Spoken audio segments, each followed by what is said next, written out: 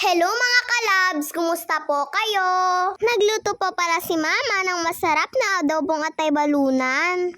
Matagal-tagal na nga rin po pala kaming hindi nag-uulam ng ganito. Kaya naisipan po ni Mama na ito na lang pong ulamin namin. Hindi na nga po hiniwa-hiwa ni Mama yung atay balunan. Susubukan niya naman daw pong buo itong lulutuin niya. Ginamit pong panggisa ni Mama dito yung taba-taba po ng atay balunan. Nagmamantika din po kasi yun mga loves. Pagkatapos ay nagsimula na pong maggisa si Mama. Naglagay din po pala si Mama dito ng patatas. At nung malapit na pong maluto yung patatas, ay tsaka niya na po nilagay yung atay. Mabilis lang naman po kasing maluto ito pong atay. At tinimplahan lang po ito ni Mama ng Mamacita's oyster sauce, toyo, suka, paminta, dahon ng laurel at nor chicken. Sabi po ni Mama ay ganito na lang daw po lagi ang gagawin niya kapag po nagluto kami ng atay balunan. Yung hindi niya na daw po ito hiwa-hiwain. Dahil mas okay daw po pala kapag buo-buo daw po itong maluto. Ayan mga loves, at nakaluto na rin po pala si Mama.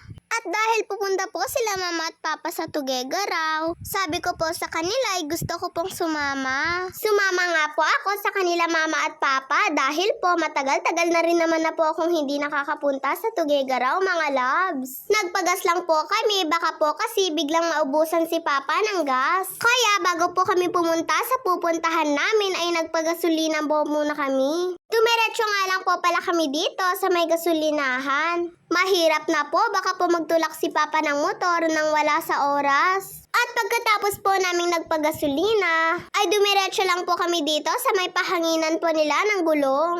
Medyo malambot na daw po kasi yung gulong ni Papa sa likod. Kaya kailangan niya daw po muna itong pahanginan. Kaso lang po ang sabi po ni Papa ay hindi naman daw po ito pwede. Pati nga po yung kasabayan namin ay hindi rin po nakapagpahangin ng motor. Kaya ang sabi po ni Papa, pag uwi na lang daw po namin, tsaka na lang daw po kami magpahangin ng gulong. Kaya pa naman daw po itong gulong niya hanggang po sa pupuntahan namin. At dito po pala sa grocery kami pupunta mga loves. Mag-grocery lang po kami ng iilan dahil naubusan na din po kami ng stock sa bahay. Ito po kasi yung kasiyahan po naming dalawa ni Mama, yung mag-grocery. Kumuha-kuha na nga po ako ng mga gusto ko dito mga loves. At salamat naman dahil pinayagan po ako nila Mama at Papa.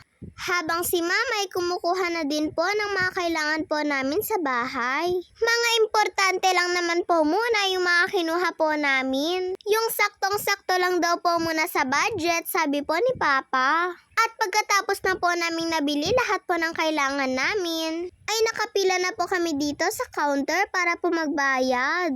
O di po ba, iba naman po ang tuwa at saya ko po dito mga loves. Syempre, nabili din po namin yung mga ibang gusto ko po. Kaya po kapag nagpupunta po sila Mama dito ay gustong-gusto ko po talagang sumama. Masayang-masaya din po kasi ako kapag po nangyayari po itong nag-grocery kami. Kaya hindi po pwedeng hindi po ako sasama kapag po nag-grocery sila Mama. At wala rin naman po masyadong mahabang pila dito sa pinagpilahan po namin. Minsan po kasi kapag pumipila po kami dito ay napakahaba nga po ng pila. Mabuti na nga lang po ngayon at wala pong masyadong pila. Kaya mabilis lang po kaming makakapagbayad ngayon. Dito lang po talagang sadya namin sa Tuguegarao mga loves. Pagkatapos nga po naming magbayad dito ay diretso uwi na rin po kami. Wala naman na po kaming iba pang pupuntahan. Sabi ko nga po kay Papay dati na po naming ilabas yung pambayad namin. Para po hindi na po magtagal kapag po natapos na po lahat ito ni ate na maipunch. Excited na nga po ako na maipunch po lahat ito ni ate. Para po matikman ko na po yung mga iba ko pong binili.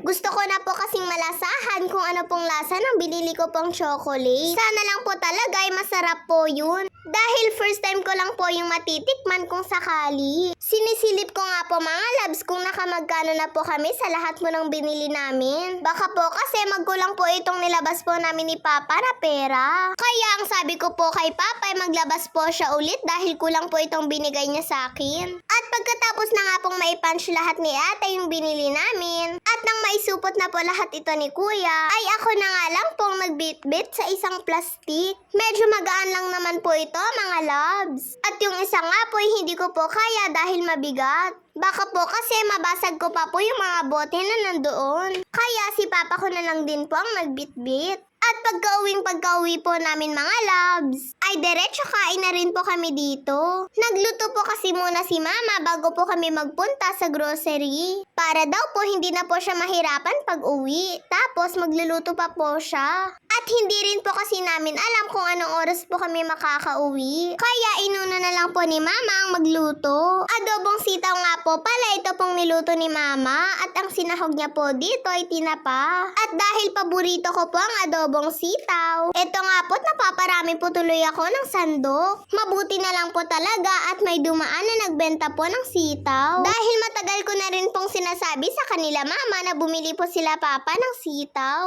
Gustong gusto ko po kasi itong inaadobo. Natatawa nga po sa akin sila mama at papa dahil halos ako daw po ang makaubos ng ulam namin. Kain po tayo mga loves!